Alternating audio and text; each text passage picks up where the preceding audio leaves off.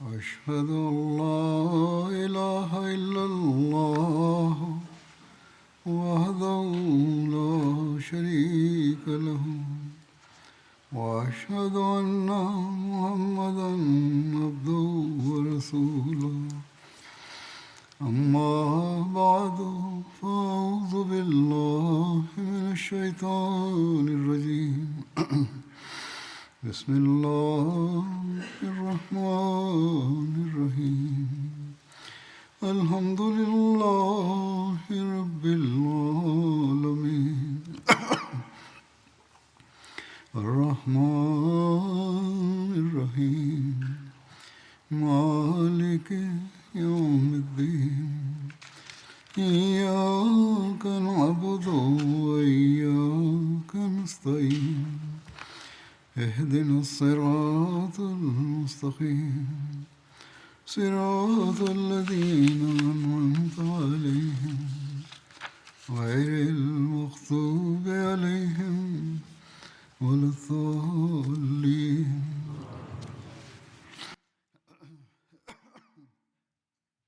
After reciting the Tashahhud, Ta'awudh and Surah Al-Fatiha, Hazrat Khalifatul Masih, the fifth, may Allah be his helper, stated, the Battle of Khaybar was being discussed. The details of the Holy Prophet, peace and blessings of Allah be upon him, setting out towards Khaybar are as follows. An army of 1,600 devotees set off from Medina under the leadership of the Holy Prophet, peace and blessings of Allah be upon him. This included a cavalry of 200 men. Prior to setting off, the Holy Prophet, peace and blessings of Allah be upon him, dispatched a unit to gather intelligence, which was given the duty of securing the path ahead and also to gather intelligence. The leader of this unit was Hazrat Abbad bin Bishr Ansari. In order to navigate the routes of Khaybar, 2 guides were hired for 20 sa' of dates. 20 sa'as equates to 50 kilos. Their names are recorded as Hasil bin Kharija Ashja'i and Abdullah bin Nu'aym. Both of them belong to the tribe of Ashja'. On the way from Medina to Khaybar, they camped in various places and set up their tents in a place called Sahba. The time for prayer approached when they reached this place. In Bukhari, it is recorded that the Holy Prophet, peace and blessings of Allah be upon him, offered the Asr prayer there. Following this, he requested for some food. The army was only carrying sattu, a nutritious flour made from pulses and cereals, and the Holy Prophet, peace and blessings of Allah be upon him, and the companions ate that. The narrator relates that the Holy Prophet, peace and blessings of Allah be upon him, then got up for the Maghrib prayer. He rinsed his mouth, and so did we. He then offered the prayer, but did not perform ablution again. The distance between Sahba and Khaybar was 12 miles. During the journey, some incidents occurred which indicated that even during such tumultuous circumstances, the Holy Prophet, peace and blessings of Allah be upon him, paid great attention to the moral training of the companions and drew their attention towards developing qualities such as discipline and obedience. A similar incident has been related that one night, something was seen flashing in front of the army. The Holy Prophet, peace and blessings of Allah be upon him, became concerned, and upon investigating it, he came to know that it was a soldier of the Muslim army who had left the army and was marching far ahead. His helmet was reflecting light as it was made from silver. His name was Abu Abs. The Holy Prophet, peace and blessings of Allah be upon him, said, "Bring him to me." Hazrat Abu Abs relates that I became worried that something might have been revealed about me since I made a mistake. He anxiously presented himself before the Holy Prophet, peace and blessings of Allah be upon him. The Holy Prophet inquired, "Why did you leave the army and march so far ahead?" In any case, he apologized. The Holy Prophet, peace and blessings of Allah be upon him, guided him and said, "You should travel alongside the army." Following this, the Holy Prophet, peace and blessings of Allah be upon him, started talking to him. He was one of the poor companions who did not have provisions to take into this battle. He came to the Holy Prophet, peace and blessings of Allah be upon him, and said, O Messenger of Allah, I do not have any provisions, and there is nothing left at home either. Upon this, the Holy Prophet, peace and blessings of Allah be upon him, gave him one of his cloths. This wise companion took this cloth to the market, said that the Holy Prophet, peace and blessings of Allah be upon him, had given it to him, and sold it for 8 dirhams. For 2 dirhams, he bought provisions, etc. for his home, and for another 2 dirhams, he bought provisions for the journey, and for the remaining 4 dirhams, he bought a cloth for himself and joined the army. During the conversation, the Holy Prophet, peace and blessings of Allah be upon him, asked him, Where is the cloth that I gave you? He answered, I sold it. And then he gave all these details which have just been mentioned. Hearing this from Abu Abs, the Holy Prophet, peace and blessings of Allah be upon him, smiled and said, O Abu Abs, you are now in very constrained circumstances, but by He in whose hand is my life, if you survive and live a long life, O Abu Abs, you shall see that there will be a great increase in your provisions. You will see a great increase in the amount of food you have for your family. You shall possess vast amounts of wealth, and you shall possess many servants. However, none of this will be very good for you. Hazrat Abu Abs witnessed with his own eyes how this prophecy of the Holy Prophet, peace and blessings of Allah be upon him, was fulfilled. And he would say that by Allah, everything transpired just as the Holy Prophet, peace and blessings of Allah be upon him, had stated. Abu Abs' introduction is that his original name was Abdul Uzza, and the Holy Prophet, peace and blessings of Allah be upon him, renamed him Abdul Rahman. He reached the age of 70 and passed away in the era of Hazrat Uthman's caliphate. Hazrat Uthman, may Allah be pleased with him, led his funeral prayer, and he was buried in Jannat al-Baqi.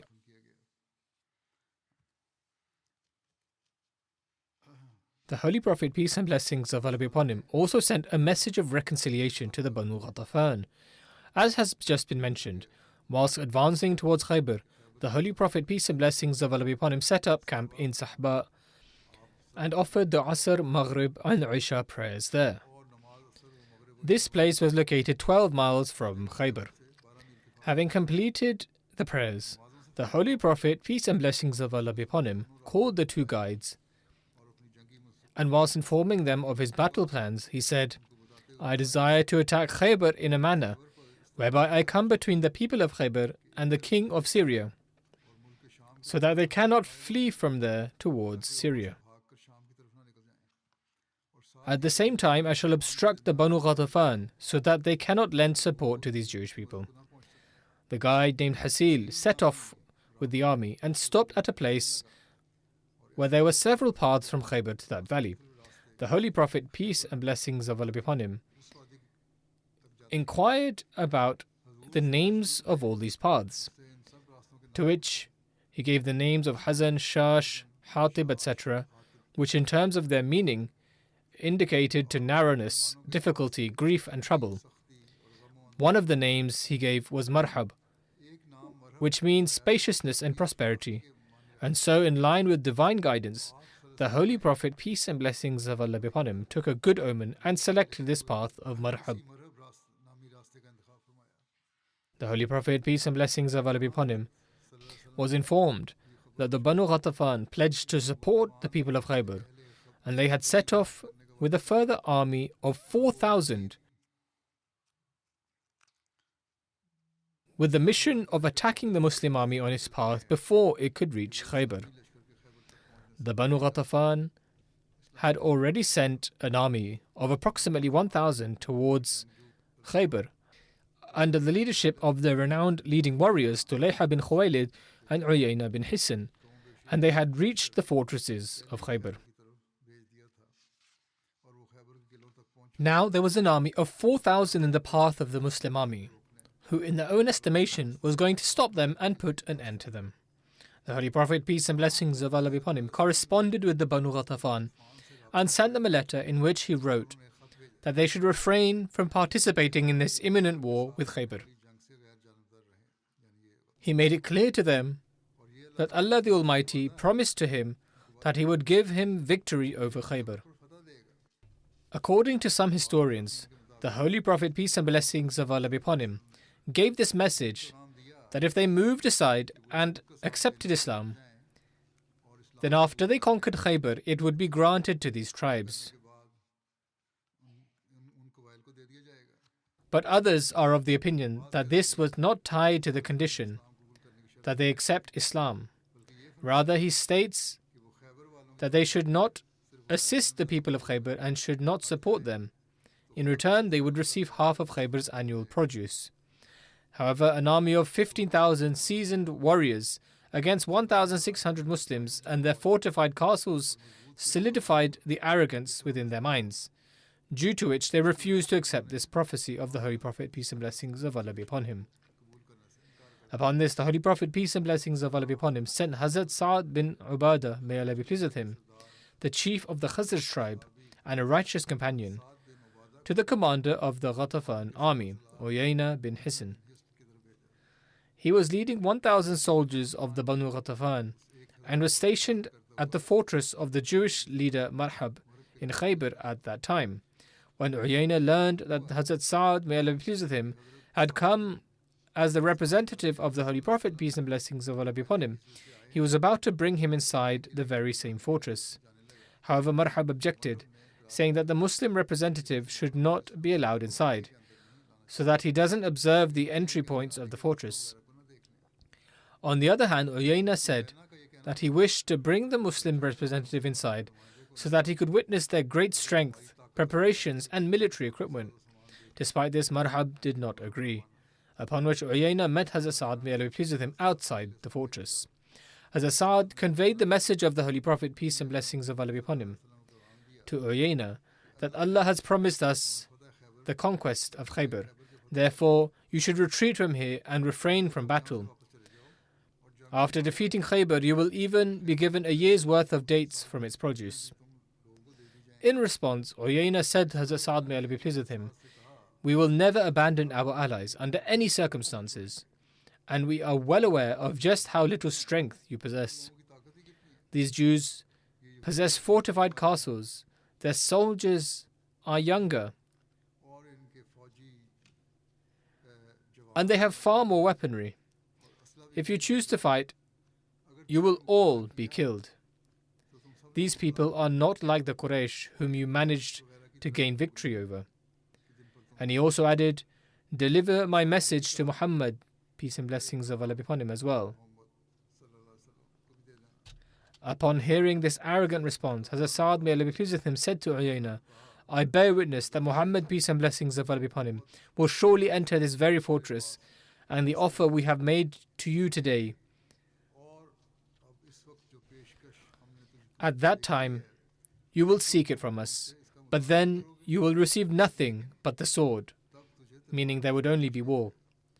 And O Uyayna, I have already witnessed how we entered the courtyards of the Jews of Medina, and they were utterly devastated. Saying this, Hazrat Sa'ad returned and reported everything to the Holy Prophet, peace and blessings of Allah be upon him. Then, with great sincerity, he submitted, O Messenger of Allah, peace and blessings of Allah be upon you, Allah will surely fulfill the promise He has made to you and will grant victory to His religion. Do not give even a single date to this Bedouin, i.e. Uyayna. O Messenger of Allah, if the swords meet them, they will abandon these Jews and flee to their area, just as they fled prior on the day of the Battle of the Trench. During the Battle of the Trench as well, this very tribe had arrived with an army of 6,000 to support the Quraysh, but they ultimately ran away.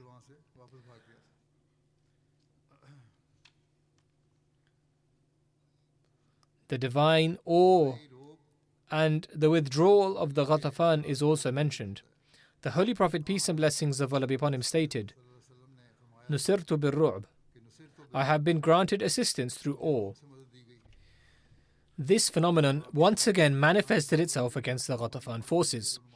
As it was mentioned, a 4,000 strong army from the Banu Ghatafan was pursuing the Muslim army to attack them, so that they could prevent the Muslims from reaching Khaybar. However, a form of divine decree manifested, and this army of the Ghatafan suddenly turned back and returned home. In books of history and biography, it is written that the commander of the Ghatafan army heard a loud voice from behind. A warner was proclaiming that the Muslim battalions had launched a raid on their homes, wealth and livestock, and were about to seize their wealth, women and children.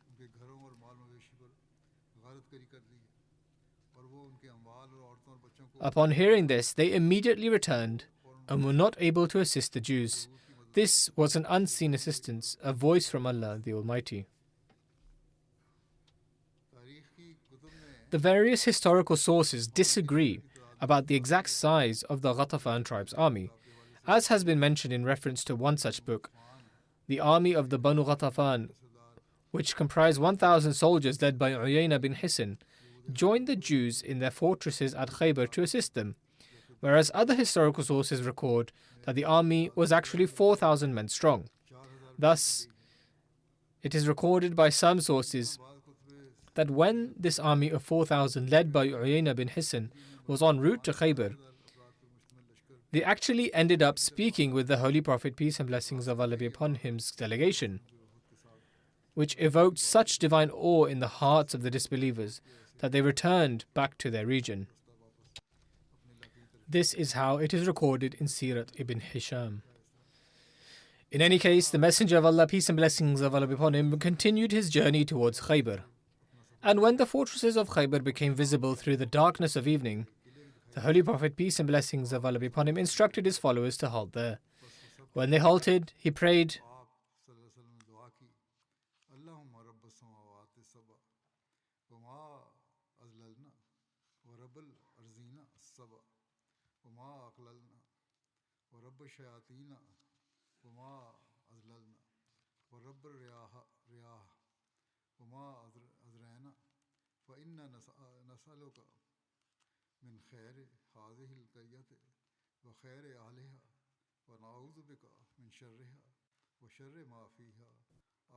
O Allah, Lord of the seven heavens and all that they overshadow, Lord of the seven earths and all that they bear, Lord of the devils and all whom they have led astray, and Lord of the winds and all that they scatter, we ask you for the good of this settlement and its people, and we seek refuge in you from any harm of this settlement and its people. After this, the Holy Prophet, peace and blessings of Allah be upon him, commanded the army to march forward in the name of Allah. Then the Holy Prophet, peace and blessings of Allah be upon him, proceeded until he reached Manzila, which was Khaybar's marketplace. After the battle, this marketplace was given to Zayd bin Thabit, may Allah be pleased with him, as spoils of war. The Holy Prophet, peace and blessings of Allah be upon him, spent a part of the night here. The Jews didn't think that the Holy Prophet, peace and blessings of Allah be upon him, would attack them, as they were greatly confident on account of their fortresses, artillery and large numbers. When the Jews learned that the Holy Prophet Muhammad, peace and blessings of Allah be upon him, was advancing towards them, they devised that every day an army of 10,000 soldiers would march row by row and say, "Would Muhammad, peace and blessings of Allah be upon him, ever dare try to attack us? It is impossible." When the Holy Prophet, peace and blessings of Allah be upon him, reached them, they had no idea until the sun had risen. The Holy Prophet, peace and blessings of Allah be upon him, arrived at night time. When the Jews left their fortresses in the morning with spades and buckets in hand for various tasks, they saw the Holy Prophet Muhammad, peace and blessings of Allah be upon him, and raced back to their forts to hide. Hazrat Anas, may Allah be pleased with him, relates that the Holy Prophet Muhammad, peace and blessings of Allah be upon him, arrived at Khaybar in the evening. However, he did not attack until morning time. Come morning tide, the Jews emerged from their forts with their buckets and spades. Although the Holy Prophet, peace and blessings of Allah be upon him, arrived at night time, he didn't want to attack them at night, but in the morning. When the morning came, the Jews emerged with their buckets and spades in hand. When they saw the Holy Prophet, peace and blessings of Allah be upon him, they began to say, "It's Muhammad. By God, it's Muhammad and his army." The Holy Prophet, peace and blessings of Allah be upon him, replied,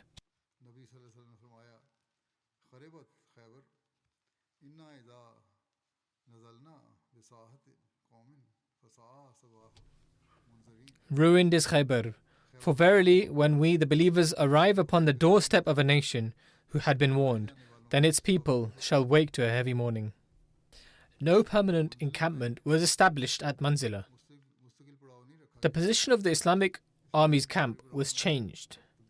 It is mentioned in this regard that when the Holy Prophet, peace and blessings of Allah be upon him, arrived at Khaybar, he spent the night at a place called Manzila and remained there till the morning. Hazrat Hubab bin Mundhir approached him and said, O Messenger of Allah, if this place, Manzila, is where you have been ordered by Allah to set camp, then we say nothing. However, if this is your personal opinion, we would like to offer some counsel. The Messenger of Allah, peace and blessings of Allah be upon him, replied,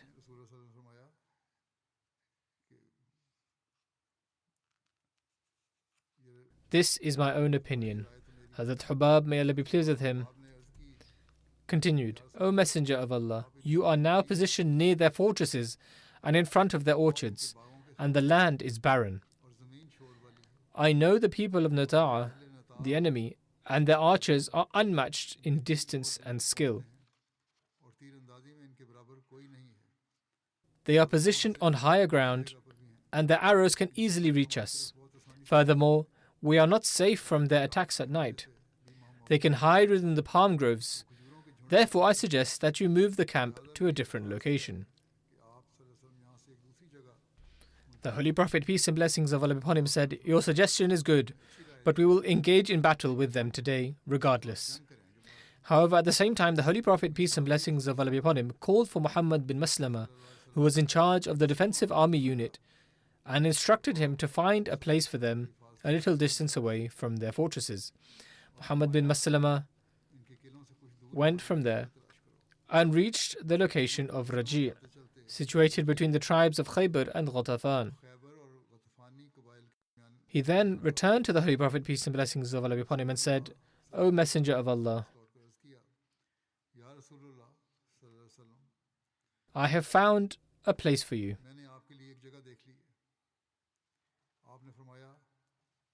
The Holy Prophet, peace and blessings of Allah be upon him, replied, Proceed with the blessings of Allah.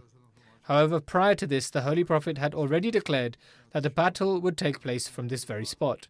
Therefore, after the battle concluded in the evening, the entire Islamic army was relocated to the new site.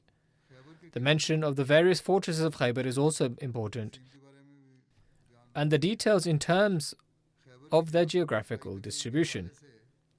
This is because the battle was closely related to them, with each fortress being conquered in succession.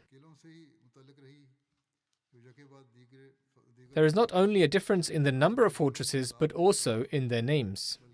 Furthermore, the events of this battle are attributed to different fortresses in various books. Some accounts attribute certain events to one fortress, while others link them to a different one. In Tarikh al-Yaqubi, 6 fortresses of Khaybar are mentioned, but the fortress of Na'im is not listed, even though most books of Seerah state that the Battle of Khaybar began in Na'im. In Zurqani, the number of fortresses is listed as 10. When reviewing all these sources, it can be concluded that the Khaybar region was divided into 3 parts, Nata'a, Shaq, and Katiba, with a total of 8 fortresses distributed as follows. Nata'a contained 3 fortresses, i.e. Na'im, Saab, and the fortress of Zubair. This fortress was known as Qul'a, but later came under the possession of Hazrat Zubair bin al-Awwam, hence it became famous for the fortress of Zubair. Shaq contained 2 fortresses, Ubay and Bari, or some have stated Nazar. Katiba contained 3 fortresses, Qamus, Watiq, and Sulalim. The details of the battle are as follows. Before the battle began, the Holy Prophet, peace and blessings of Allah be upon him, addressed the companions in a brief address, saying, "Do not wish to encounter the enemy. Instead, seek protection from Allah. You do not know in what trial you may be placed. When you face the enemy, recite the following prayer.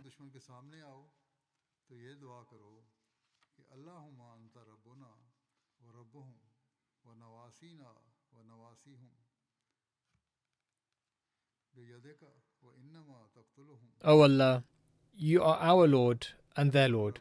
Our foreheads and their foreheads are in your hands. You alone will defeat them." After this, the Holy Prophet, peace and blessings of Allah be upon him, commanded the battle to commence and encouraged the companions to remain patient.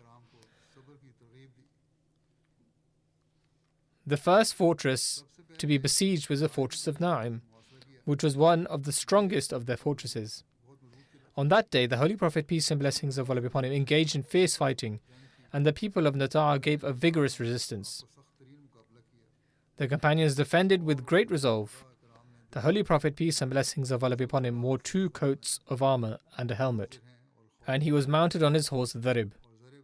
Dharib was the name of his horse. In his hand he held a spear and a shield. The enemy relentlessly showered arrows, but the Muslims in turn carefully fired arrows, since they had very few arrows, and they were even picking up the arrows that had fallen from the enemy.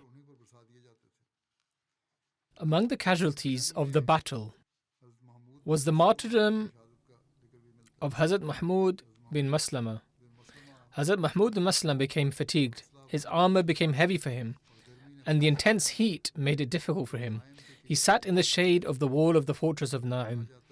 It is said that the Jewish chief Marhab saw him and rolled a large stone upon him. Some reports state that Kinana bin Rabi' was the one who pushed a stone from above. The stone struck Hazrat Mahmud on the head, causing such a severe injury that his scalp tore and fell over his face. He was brought to the Holy Prophet, peace and blessings of Allah be upon him, who gently placed the scalp back in its place and bandaged it with a cloth. However, the injury was so severe that Hazrat Mahmud bin Maslama did not survive and passed away a few days later. When Hazrat Mahmud was fatally wounded, the Holy Prophet, peace and blessings of Allah be upon him, consoled his brother Hazrat Muhammad bin Maslama, saying, "Your brother's killer will soon meet his end." On that first day, the Muslims suffered great losses, with 50 Muslims injured by arrows shot from the fortress. As evening approached, the Holy Prophet, peace and blessings of Allah be upon him, went to Raji' and ordered the people to gather there. This was the very location that was chosen on the advice of Hazrat Hubab, and now this became the central meeting point for the Muslims. As mentioned previously, this fortress was the most formidable stronghold of the Jews, and its defense was led by the renowned and valiant warrior of Khaybar, Marhab. Assisting him were his 2 brothers, Yasir and Harith, who among the cavalry were no less courageous and fearless than him. Historical accounts reveal that the Holy Prophet, peace and blessings of Allah be upon him, remained engaged in battle for 10 consecutive days. Each day, he would set out with Hazrat Muhammad bin Maslama, while entrusting the supervision of the encampment to Hazrat Uthman, may Allah be pleased with him. As night fell, he would return to the same location where the wounded Muslims were also brought, and their wounds were tended to.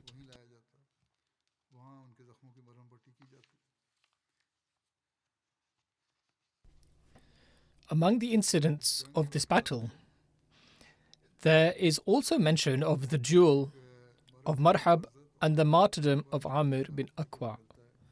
The account is as follows. During those days, on one occasion, Marhab, the Jewish commander of the fortress, who was unmatched in valor and bravery, emerged from the fort and began openly challenging the Muslims. With arrogance and pride, he brandished his sword and recited the following couplet.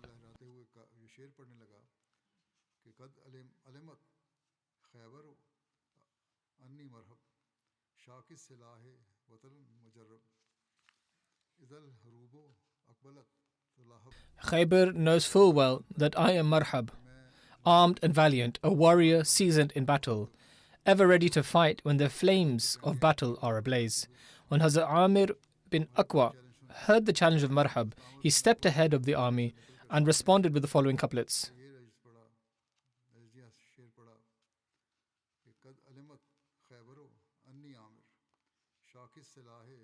Every inch of Khaybar bears witness that I am Amir, an armed warrior, valiant and steadfast, who amidst the perils of battle sings with a fearless resolve.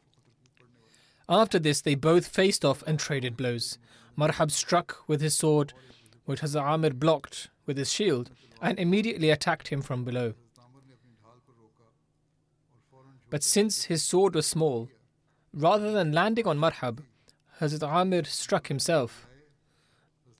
This caused a deep wound to himself, and as a result, he embraced martyrdom. This was the second martyr of this battle, and both were buried in the same grave at Raji.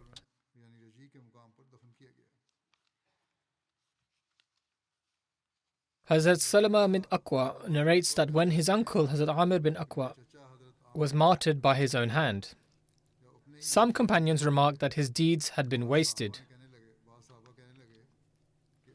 Upon hearing this, Hazrat Salama states, I went to the Holy Prophet, peace and blessings of Allah be upon him, crying, and said, O Messenger of Allah, Amir's deeds have gone in vain. The Holy Prophet asked, who has said this? I replied, some of your companions. Upon this, the Holy Prophet, peace and blessings of Allah be upon him, said,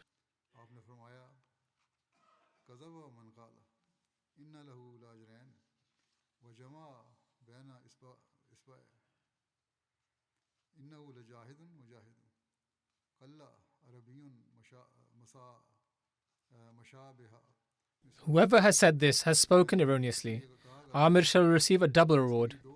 He then brought together two fingers to indicate the dual reward and continued, indeed, he fought valiantly in the way of God. Among the Arabs who have set foot upon this land, rarely has there been a person like him. In another narration, it is reported that instead of set foot upon this land, the words were, no Arab has been born the likes of Amir. The Holy Prophet, peace and blessings of Allah be upon him, then affirmed he has indeed attained two rewards. Whoever says he did not attain a reward is wrong. At that time, the Holy Prophet, peace and blessings of Allah be upon him, was encamped in Raji', from where he continuously dispatched his companions for 10 days in order to conquer the fortress of Naim. However, the repeated setbacks, the wounding of many companions, and the martyrdom of two further emboldened the Jews. Then, one night, the Holy Prophet, peace and blessings of Allah be upon him, said, tomorrow I shall entrust the banner to a man, through whose hands Allah shall grant victory. He is one that loves Allah and His Messenger. This narration is found in Sahih al-Bukhari. Hazrat Buraidah relates, that night we rejoiced, for we were certain that we would attain victory the following day. Throughout the night, people speculated as to who would be granted the banner the next day. When morning arrived, the companions eagerly presented themselves before the Holy Prophet, peace and blessings of Allah be upon him, each hoping and yearning to be chosen for this great honor. Hazrat Umar, may Allah be pleased with him, relates, before that day, I had never desired to attain any form of leadership, but on this occasion, I longed for it. Hazrat Buraidah, may Allah be pleased with him, further narrates, previously no one from among us aspired for a position from the Holy Prophet, peace and blessings of Allah be upon him. Yet on that day, every companion wished to be the one entrusted with the banner. He continues, I even stood on tiptoes and raised my head, hoping that perhaps I may be chosen. Hazrat Salama and Hazrat Jabir narrate that Hazrat Ali, may Allah be pleased with him, had remained behind due to an ailment in his eyes, which had prevented him from joining the initial campaign of Khaybar. However, he became restless and was unable to stay behind. He later caught up with the camp, despite severe pain in his eyes, which made him unable to see. When the Holy Prophet, peace and blessings of Allah be upon him, set out for Khaybar, Hazrat Ali thought about how he could stay behind when the Holy Prophet, peace and blessings of Allah be upon him, was going. Hazrat Ali set out after him until he caught up to the Holy Prophet, peace and blessings of Allah be upon him. Hazrat Buraidah states that the next morning, the Holy Prophet, peace and blessings of Allah be upon him, offered the morning prayer and then asked for the flag to be brought. He stood and gave advice to the people. He then asked where Hazrat Ali, may Allah be pleased with him, was. The companions replied, saying that Hazrat Ali was experiencing an ailment of the eyes. The Holy Prophet said, bring Ali. Hazrat Salama, may Allah be pleased with him, says, I brought Hazrat Ali, And the Holy Prophet, peace and blessings of Allah be upon him, said, "What has happened?" Hazrat Ali said, "I am experiencing pain in my eyes to the extent that I cannot even see what is in front of me." The Holy Prophet, peace and blessings of Allah be upon him, said, "Come near me." Hazrat Ali says, "The Holy Prophet placed my head in his lap and then put some of his saliva in his hands and placed it upon my eyes." Hazrat Ali was cured in such a manner as if he had never experienced the ailment in the first place. Until his demise, he never experienced the same ailment of the eyes again. The Holy Prophet, peace and blessings of Allah be upon him, prayed for Hazrat Ali and bestowed him the flag. Hazrat Muslim Maud, may Allah be pleased with him, has also mentioned this incident. He states, "On the day of Khaybar, the Holy Prophet, peace and blessings of Allah be upon him, said, 'Today I will grant an opportunity to a person who loves God and whom God Almighty loves, and I will bestow the sword to the one whom God has granted excellence.'" Hazrat Umar, may Allah be pleased with him, says, "I was present in that gathering and raised my head in hopes that the Holy Prophet, peace and blessings of Allah be upon him, might see me and bestow it to me. However, when the Holy Prophet, peace and blessings of Allah be upon him, would see me, he would remain silent. I would raise my head again and he would see me, but remain silent." Eventually, Ali, who was experiencing severe pain in his eyes, arrived. The Holy Prophet, peace and blessings of Allah be upon him, said, "Ali, come forward." He went to him and the Holy Prophet placed his saliva upon his eyes and said, "May Allah the Almighty cure your eyes. Take this sword which Allah Almighty has entrusted to you." In another instance, Hazrat Muslim Maud, may Allah be pleased with him, writes, "One day, God Almighty told the Holy Prophet, peace and blessings of Allah be upon him, that this town was destined to be conquered at the hand of Hazrat Ali, may Allah be pleased with him. In the morning, the Holy Prophet, peace and blessings of Allah be upon him, announced, "Today, I will grant the black flag of Islam to a person who God, His Messenger, and the Muslims love. God Almighty has destined this fortress to be conquered at the hands of this person." Then, the next morning, the Holy Prophet, peace and blessings of Allah be upon him, summoned Hazrat Ali, may Allah be pleased with him, and bestowed him the flag. Hazrat Ali took the army of companions and attacked the fortress. Despite the fact that the Jews were fortified, Allah the Almighty granted Hazrat Ali and the other companions such strength on that day that the fortress was conquered before the evening. Hazrat Ali ran and reached the foot of the fortress and wedged the flag between some rocks. Regarding the killing of the enemies, it is recorded that Hazrat Jabir, may Allah be pleased with him, states, "The first to come out from the fortresses for battle was Mahrab's brother Harith. Hazrat Ali, may Allah be pleased with him, killed him, and Harith's comrades fled back into the fortress. Then the Jewish general Amir was killed. Amir emerged for battle. He was a heavy-set man. Hazrat Ali, may Allah be pleased with him, proceeded to face him and made many blows, but none of those blows were successful. Then Hazrat Ali struck his shin, which caused him to fall. Hazrat Ali then killed him and took his weapons. Then there is the incident of the Jewish general Usair being killed. Another Jewish general named Usair emerged looking for a battle. Muhammad bin Maslama stepped forward to battle him and killed him. Then Marhab's brother Yasir was killed. Ibn Ishaq writes that Yasir, Marhab's brother, emerged as he recited poetry. Muhammad bin Umar writes that he was the strongest among them, and he had such weapons which would crush people.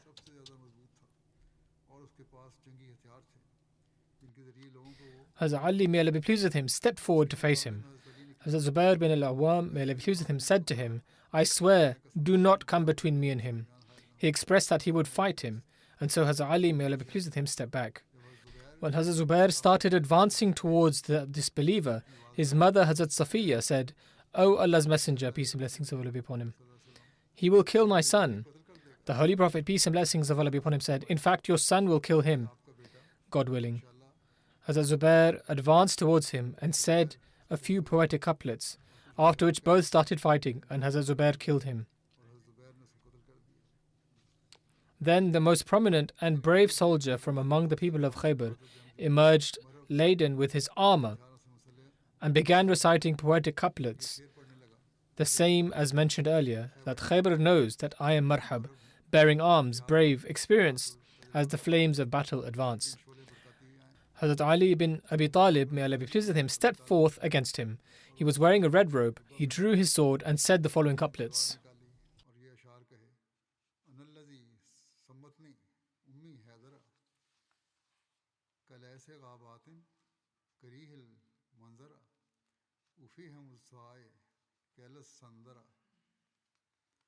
That is to say, I am he whose mother named Haider, like the awe-inspiring lion that dwells in the forests.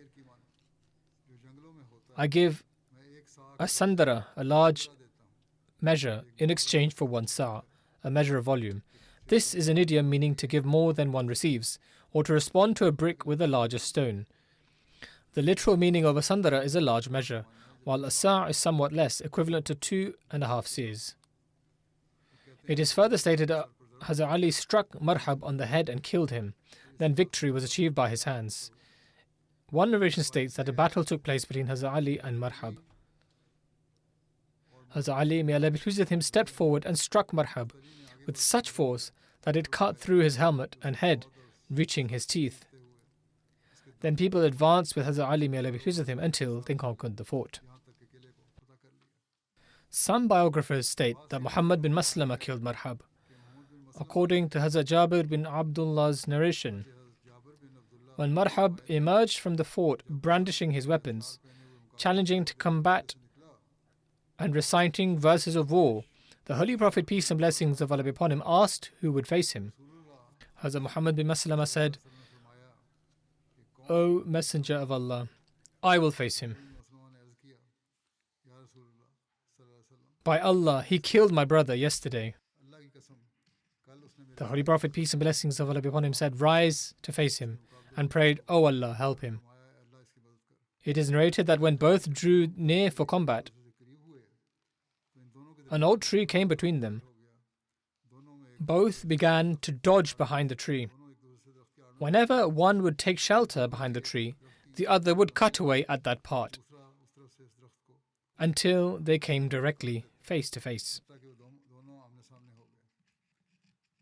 Then Marhab struck at Hazrat Muhammad bin Maslama with his sword, but he defended himself with his shield. Marhab's sword got stuck in the shield and cut through it. Hazrat Muhammad bin Maslama struck him with his sword and killed him. Another narration states that Muhammad bin Maslama struck Marhab and cut his legs, causing him to fall. Then Hazrat Ali came by and killed him. The commentator of Bukhari, Hafid ibn Hajar, wrote that Ibn Ishaq, Musa bin Uqba, Waqidi, and several other biographers wrote that Muhammad bin Maslama killed Marhab. Muhammad bin Maslama had killed Marhab's brother Harith, but some narrators became confused and wrote Marhab's name instead of Harith. If this is not the case, then what is in Sahih Muslim, that Hazrat Ali killed Marhab, takes precedence over other accounts. In Sahih Muslim, Salama bin Al-Aqwa narrates that Hazrat Ali, may Allah be pleased with him, killed Marhab. The Sahih Muslim narration takes precedence for two reasons. First, it has an authentic chain of narration, and second, Hazrat Jabir, who narrated the version that states it was Muhammad bin Maslama, was not present at the Battle of Khaybar. Regarding this, it should be clarified that there is disagreement in historical and biographical books about which fort these duels and killings took place in. Neither Bukhari, Muslim, nor the other 6 authentic books of hadith mention any fort by name. Similarly, some biographical books narrate these events without specifying any fort, such as Sirat ibn Hisham, Tabaqat ibn Sa'd, and Sharh Zurqani. However, some books attribute these events to the fort Qamus, while others attribute them to Fort Naim. Nevertheless, the Holy Prophet, peace and blessings of Allah be upon him, and the Muslims continued to attack this fort for 9 days, until on the 10th day, Allah the Almighty granted the Muslims victory over it.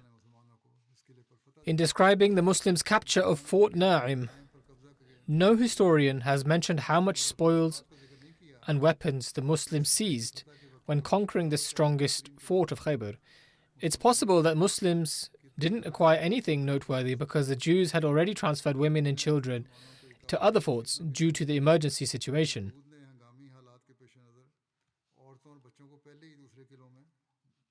When the Jews were defeated and became unable to prevent the Muslim attack on Fort Na'im, they themselves also conveniently moved to Fort Sa'd bin Mu'adh.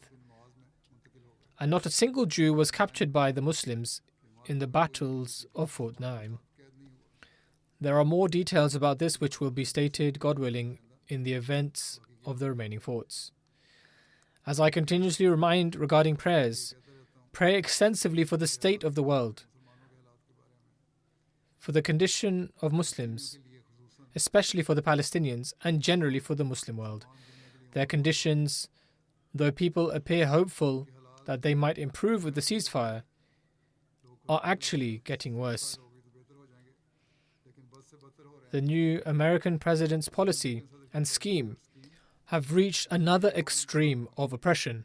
Previously, Americans would say he, that is the president, is dangerous for their country and didn't interfere abroad. But now he has become dangerous for the whole world. May Allah the Almighty have mercy on the Palestinians and the world, and may people be protected from this.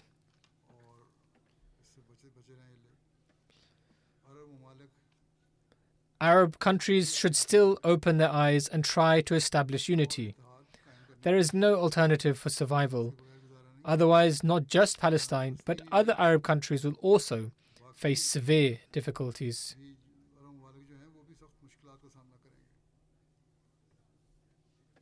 Although now some non-Muslims have also started raising voices in their favor, in the Palestinians' favor, against oppression, the powerful are completely intoxicated with their power at this time and don't want to listen to anyone. Thus, Muslims need to pay much attention and we need to pray for them. We have no other power. Similarly, pray for the Ahmadis of Pakistan, whose conditions sometimes become very intense with opposition. Pray for the Ahmadis of Bangladesh as well.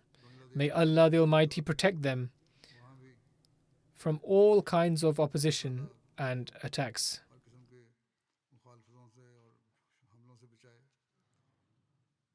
Pray for oppressed people in other places too.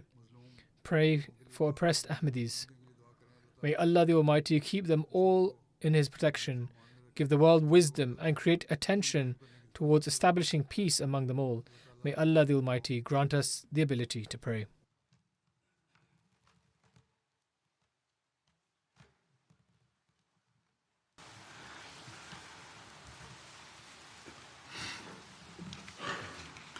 Alhamdulillah, alhamdulillah, nahmaduhu wa nasta'inuhu wa nastaghfiruh wa nu'minu bihi wa natawakkalu alayh wa na'udhu billahi min shururi anfusina wa min sayyiati a'malina. Man yahdihillahu fala mudilla lahu ومن يضلل فلا هادي له